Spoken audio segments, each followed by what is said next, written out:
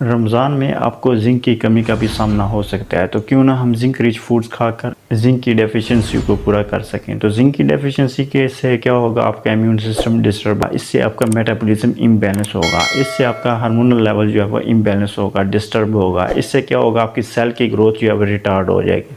तो ये 4 आपको मेन इसके साइड इफ़ेक्ट्स और इसके फ्लॉज और इसके ड्रॉबैक्स बताए हैं कि आपने इसको कम्पीट करना है।